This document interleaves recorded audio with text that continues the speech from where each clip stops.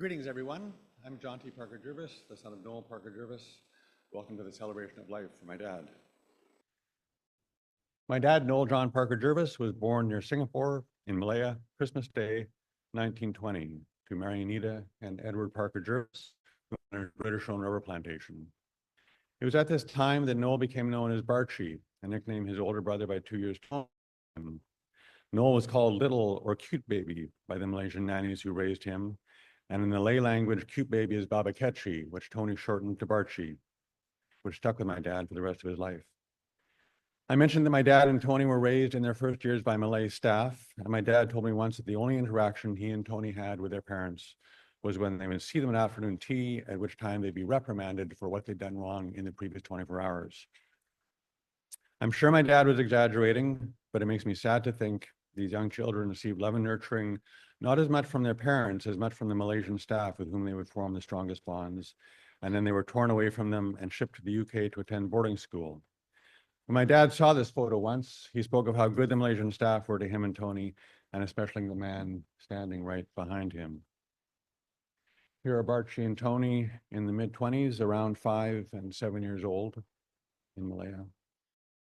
Bachee and Tony grew up speaking the Malay language and only began to learn English when they were sent to boarding school in England, St. Richard's Convent School in Melbourne, when they were about 7 and 9 years old.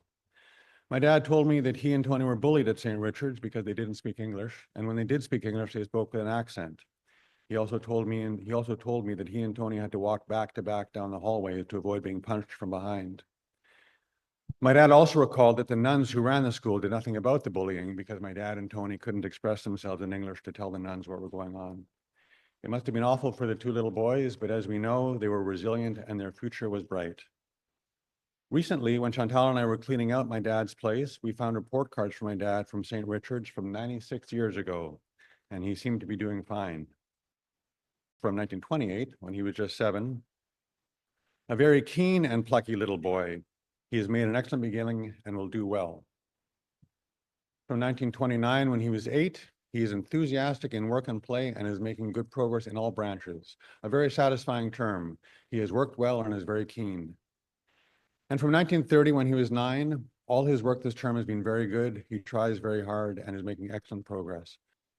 After the death of Bachee's father, who passed away at sea, his mom married Johnny Harker, who then became Bachee's and Tony's stepfather. And happier times began as the family moved to Canada, and Johnny became the headmaster at St. George's School for Boys in Vancouver, which Bachee and Tony then began to attend. Here's a variety of photos from Dad's time at St. George's in Vancouver.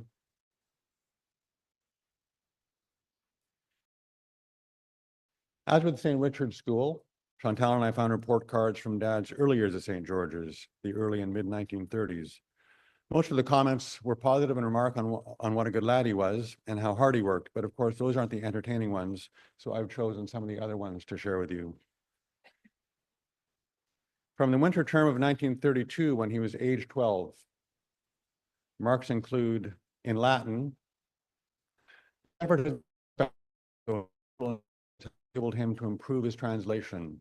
His insatiable desire to appear in the limelight has seriously detracted from the value of the more admirable traits in his character. In English, his spelling is good and his vocabulary for his age excellent. He would do even better if a little less aware of his abilities. In football, what he lacks in size, he makes up for in energy and pluck. A hardworking halfback he promises well for the future.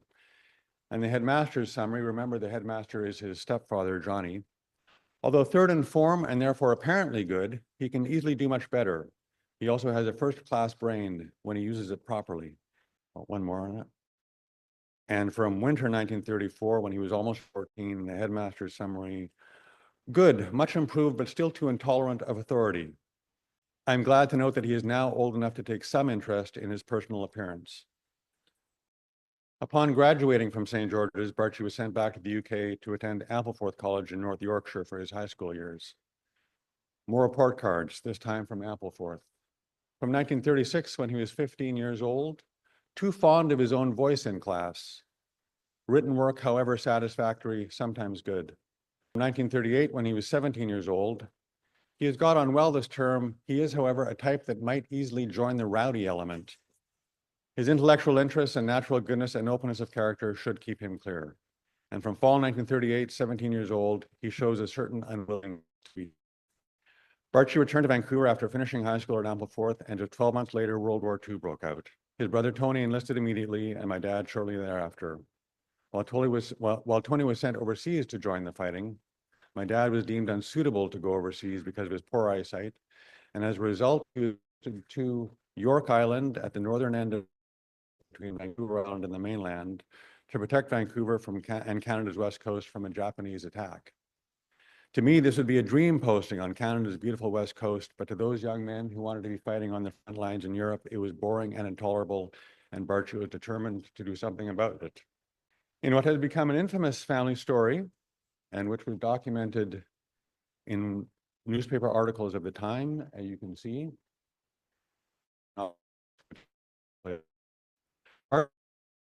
leave during weeks from Europe. He took a train across Canada to Halifax, got a job as a trimmer on a Czech merchant ship heading to the UK. Just a little while ago, I found the original letter my dad sent to his mom, or left for his mom when he left, and I'll just read you a couple of excerpts. From June 8th, 1941.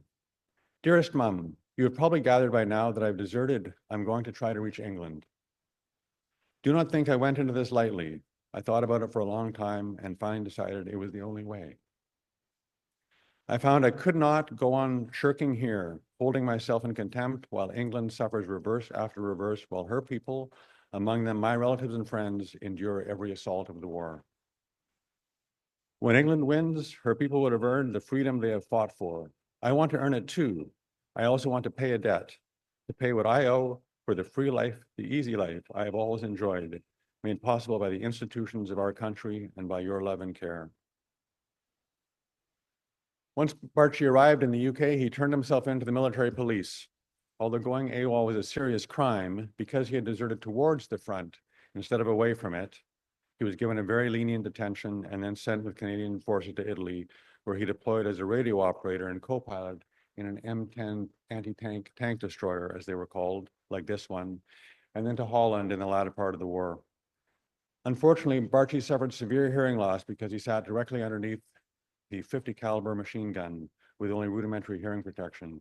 This hearing loss plagued him for the rest of his life, and he was almost completely deaf by the time he turned 80. After Dad went AWOL, his mom and stepdad, Jonty, were very worried about him while also being very proud of him. Here's an excerpt from a long letter we found only weeks ago from his mom to him from July 1941, a month after he had deserted. His mom writes, "It makes me thankful that in spite of how you've been buggered about from pillar to post during your childhood and boyhood, both you and Tony have turned into the sort of chaps one wants to have.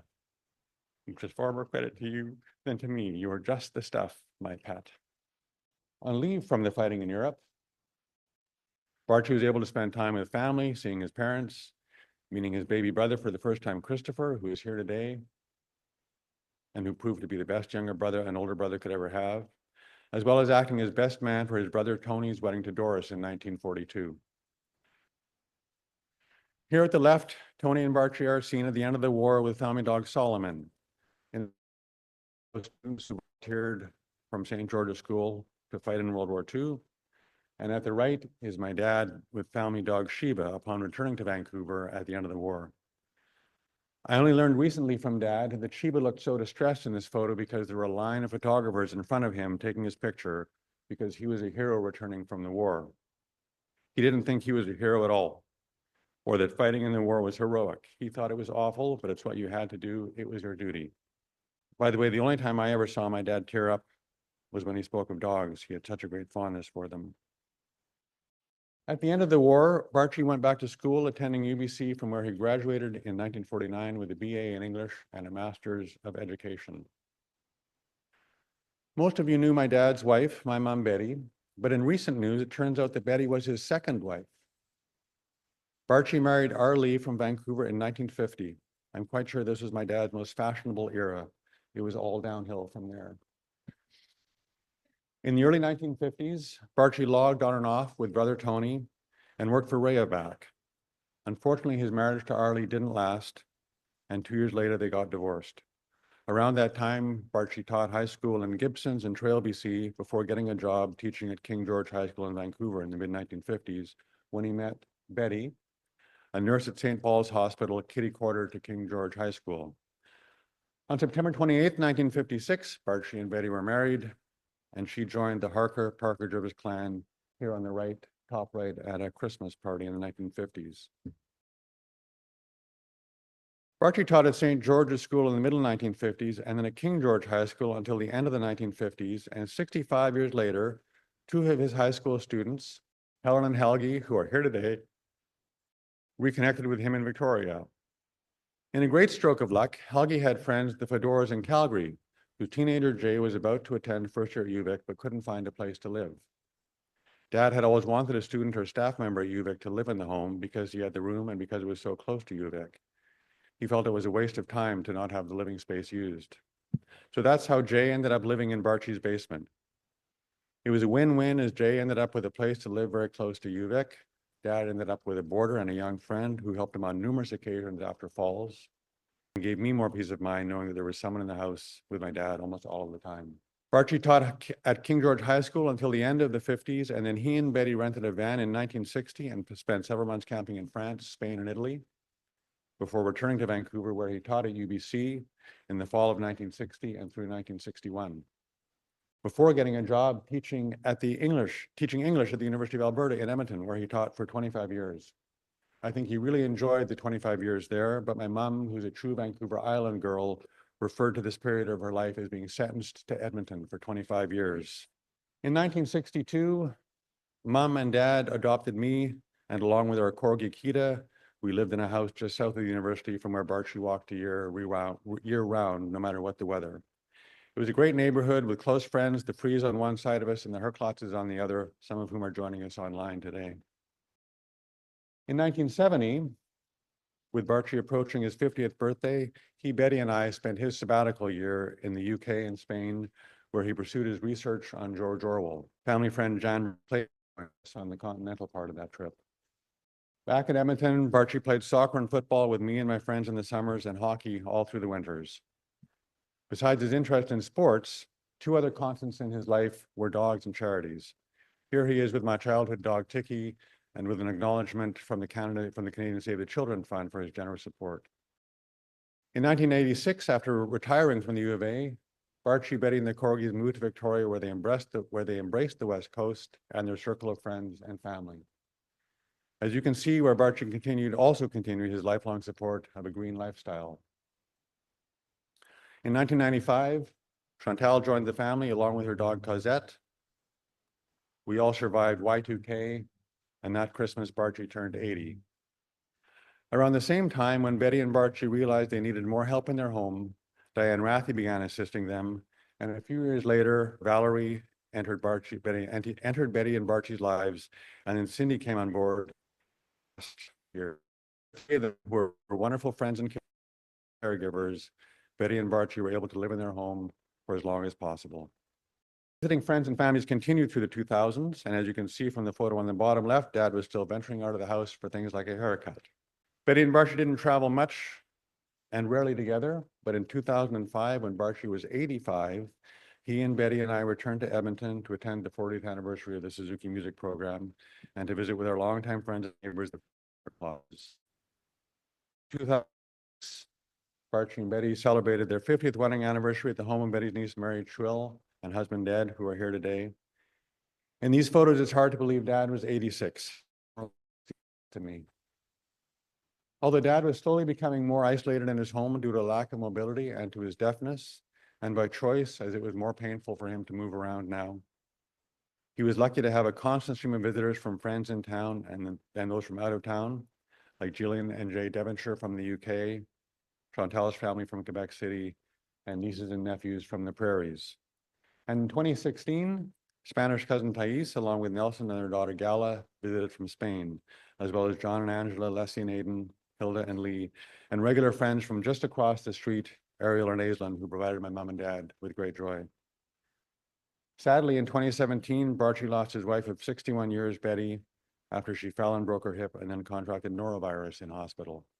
Bachee turned 97 that same year, And a number 97 Edmonton Oilers Connor McDavid shirt seemed to be the perfect gift.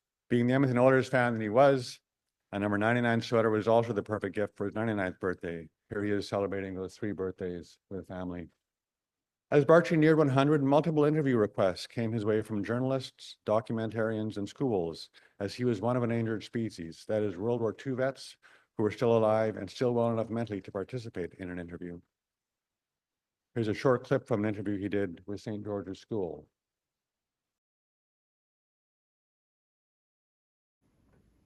I don't find myself a person of enormous influence, but if I was a person of enormous influence, I would try to see to it that no party like a Nazi party could ever exist again. I would everywhere encourage democracy, but it has to be a working democracy, that the people actually care, that it should be people in it who know what a war is and what it does to people. War is a terrible thing. You get to hate the Germans, the enemy, let us say. You get to hate the enemy, though not so much the Wehrmacht as the SS. I used to think to myself, if I just so much as see an SS bastard, I'll shoot him on sight, you know. I remember sort of thinking that to myself, and that's how hateful that you could get. But I thought that if all countries could be persuaded to be more democratic, if all countries could be persuaded not to promote war and to promote hate, like the Nazis did, for instance, I don't know, but we human beings are a pretty hateful lot. I don't think there's any animal that kills the way that we kill. I mean, animals kill if they want something to eat. Some kinds of animals will kill, but they won't go around organizing mass kills for no reason, just leaving bodies around that aren't even eaten. It's human beings that do that. We seem to have a superior intelligence. But what do we use it for? We use it to form a party like the Nazi Party.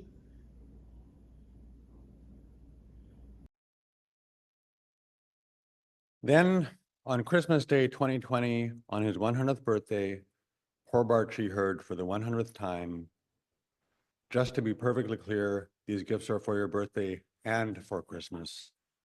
Birthday, and journalist and author Jack Knox also wrote a full-page article on Noel marking his 100th birthday. We also had a big Zoom call for Dad's 100th with guests from near and far, and obviously unaware of his political beliefs. The Governor General and Queen Elizabeth sent Bachee letters of congratulations for turning 100. Additionally, he got a nice note from artist Robert Bateman, with whom he struck up a correspondence later in life. Speaking of artists, Bachee was a big fan of fine art and a great supporter of his friends who are artists, and especially 2 of his closest friends, portrait artist Gary Ness and abstract artist Norman Yates, with whom he taught at the U of A for years. Gary Ness is the connection between Bachee and unbelievably legendary English fashion designer Vivienne Westwood, who passed away 2 years ago. Unfortunately, Vivienne's attention to clothing didn't rub off on Dad. One of Vivienne's books with an inscription for Dad is on the display table as well. Although Bachee enjoyed fine art, and I believe his first 3 loves were dogs, George Orwell, and the Quintet of the Hot Club of France, featuring Django Reinhardt and Stefan Grappelli. As I mentioned earlier, the only time I ever saw Dad tear up was over dogs. As for Orwell, the author published 9 books and had several collections of essays published, but I'm sure my dad had every book ever written or published about the author. As for the Hot Club of France, which is playing in the background here when I'm not speaking, and others, Bachee loved the group, but sadly was able to listen to them less and less as his hearing failed. And he liked cats too. He never owned a cat as far as I know, but he enjoyed their company. Here on the left with my old cat Kafka when he was a kitten. The middle 2 are Luca, Jen and Derek may know Luca. The neighborhood cat who would stroll into Barchee's house whenever a door was open or meow at the front door to be let in. Because he learned early on there was a friendly old man who lived in the house, as well as comfy furniture to lounge on and free bowls of milk. The last photo on the right is Bachee the cat, that is. This feline Bachee belongs to Valerie's friend Marion, who loved the name Bachee so much that she named her beautiful Siamese cat after him, and what a beauty he is. Dad had a photo of Bachee the cat in his kitchen, and he took great joy in pointing out the cat who would be named after him to any visitors that were there. Although his world became smaller and smaller as he aged and lost his hearing, he continued to be an avid reader, avid letter writer, and player of the card game Solitaire until very near the end. In his 100s, Bachee continued to enjoy visits from family and friends. The photo on the left has his great niece with him.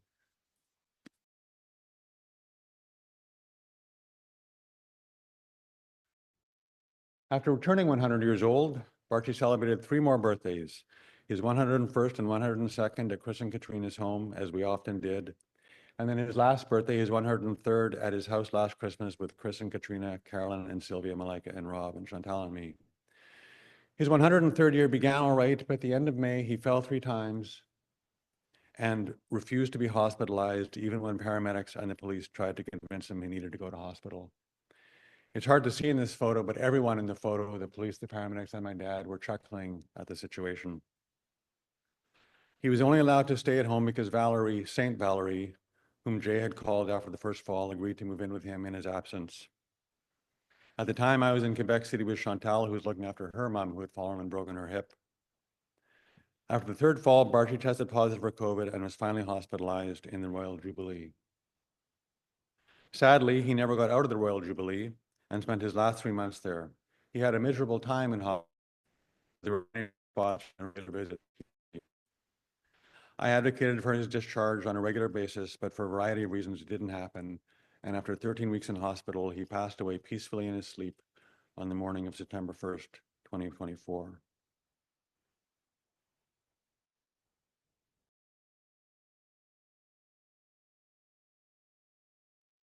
While the slideshow described the major events of Barchee's life, my speech, with a couple of slides, will concentrate on his personality, or at least how I perceived it to be. Bachee was detailed in his observational skills. How well the artist captured the flowers. Flowers? What flowers? And he'd point out the flowers on the table off to the side, which, as he had noticed, had been skillfully captured, but that I certainly hadn't noticed, and that I can't imagine anyone else noticing. He was curious and thoughtful about others' needs and interests. As a boy, this meant encouraging me in everything I did in music and school, and playing pickup hockey, football, or soccer with my friends. I could tell you a lot of stories about how he taught them to skate, how he taught them to stick handle, or how he taught them to throw a football with a spiral.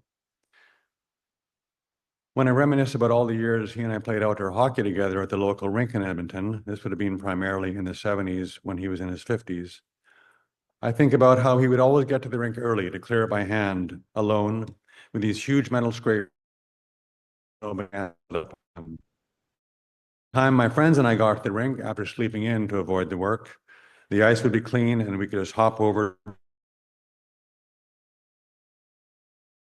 and cardboard boxes for the young children who lived across the street to encourage their paper artistry, corresponding with librarians when he thought there was a book that could contribute to their reference library, and collecting towers of empty yogurt containers for his neighbor and artist friend Norman Yates, who would use them to mix paints. Bachee had an inexhaustible desire to contribute to those around him, whether they asked for it or not. Not really because he was a nag, but because he really felt the need to share any knowledge or skill he had. And he, of all the green activities we take for granted now, reducing, reusing, and recycling. In summertime, he would pick up empty bottles and cans around the neighborhood and bring them home to recycle. This was the 70s. Only people on the fringe, like vegetarians, recycled then.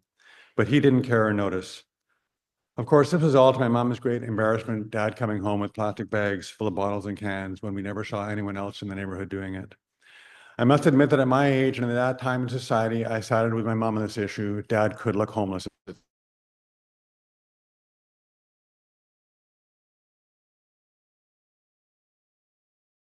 He also had an inability to throw anything out. Those of you familiar with his wardrobe would have realized this years ago. When cleaning out his closet, I found these gems earlier this year. Fluffy flip-flops he had made out of old scraps of carpet and electrical wire. After sharing this photo with family, my cousin Laura sent me this photo of a similar pair on sale for only $235. My dad should have sued. Over the years, he made himself several canes, including this one on the display table, carved out of a tree branch, hand-painted, with an ergonomic handle salvaged from an electric kettle, a dog collar for a wrist rope, and anti-skid pans made of carpet, of course. His recycling tendencies were put to good use at the University of Alberta when he created a program called the Book Box. People would donate books, and for the outrageous sum of 25 cents, they could be sold. He ran the Book Box for several decades, and along with Christmas card sales that he coordinated, he contributed over $25,000. My dad was above all a very practical man. When I was a boy and my mom was out of town, Dad would open up a newspaper on the kitchen table, and we would eat off one page per meal so that the kitchen table never had to be wiped. We had a new newspaper tablecloth for each meal. It was only after Chantal's reaction when I mentioned this to her years ago that I realized this was not commonly done. Bachee could be described as frugal and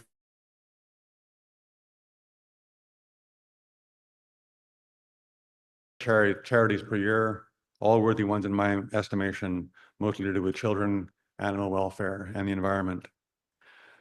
Perhaps the biggest impact Dad made in his life was to care for his wife, Betty, after she suffered a stroke in 2010. He was just about to turn 90, and his life changed dramatically in an instant. Suddenly, he had to take on all the responsibilities that Betty had dealt with for 50 plus years, like the banking, the grocery shopping, and running the house, as well as providing her with breakfast, afternoon tea, and dinner, which she faithfully did until her death. Before, but Dad thought it would help her get better, and so they played cards until she passed away in 2017. I don't want to paint an incomplete picture of my dad. He was not Mahatma Gandhi 24/7. We are all multidimensional creatures, so I also want to include some of the challenging things about him. Most notably, as we've heard, he had an explosive and irrational temper. However, he showed it only to those closest to him, his loved ones, as I guess we all do with our worst behaviors, so a lot of you may be surprised to learn of it.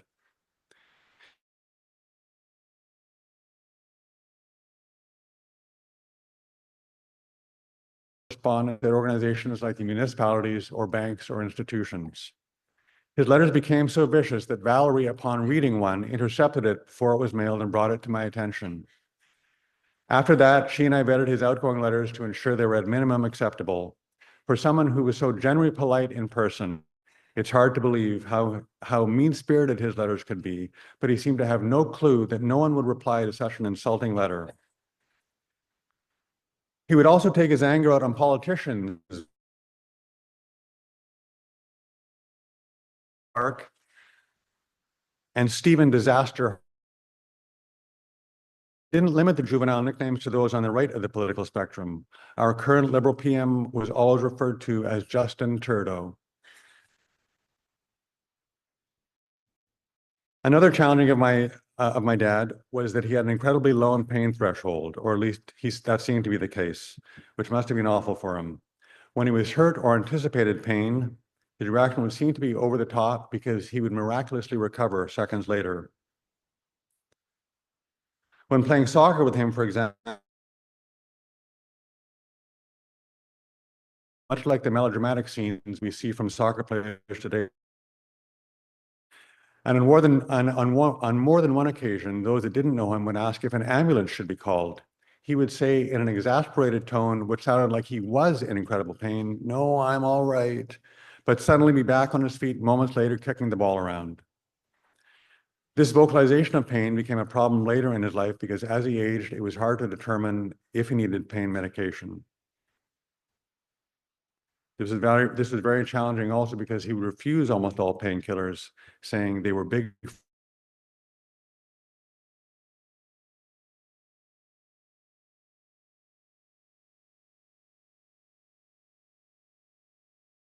Bachee avoided the sun all of his life to avoid the possibility of skin cancer, and as a result, he had very nice supple skin until the day he died. People often commented on the quality of his skin and the lack of his wrinkles. However, I recently looked up what the symptoms of vitamin D deficiency are, and the number 3 are sensitivity to pain, joint pain, and muscle pain. So I now wonder if his low pain threshold, regular complaints about being in pain were due to a lack of vitamin D. A less important but still challenging aspect of his character was his unwillingness to accept help or to be willing to adapt to things that would make his life easier. The list of those things included hearing aids twice, an electric lazy boy that helped him get in and out of the chair, a modern hospital bed with buttons to raise his feet, a laptop and an iPad so he could use the internet, which I think he would have loved, a pocket talker so he could converse more easily with people, a fall alert necklace, and finally a fall alert bracelet. All of these devices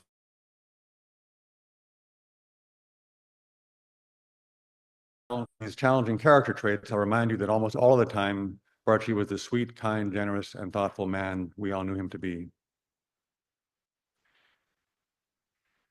My dad was miserable during the last 3 months of his life in hospital and became verbally abusive to the staff, others, and me, saying some very mean things, which made it challenging every day when I visited him, as I would go in expecting him to be in a foul mood. It got to the because I couldn't take it anymore, which really tore me up inside. I expressed my feelings of frustration and anger to a friend of mine who didn't know my dad or the family, and when he learned my dad was 103, he implored me to make things right with your dad before it's too late. These words of wisdom really resonated with me, and I realized I had to approach Dad with more compassion, empathy, and patience. So although his behavior didn't change, mine did, and I was able to enjoy the time with him no matter how he was behaving, and to end each visit with a warm goodbye and a happy see you tomorrow, Dad.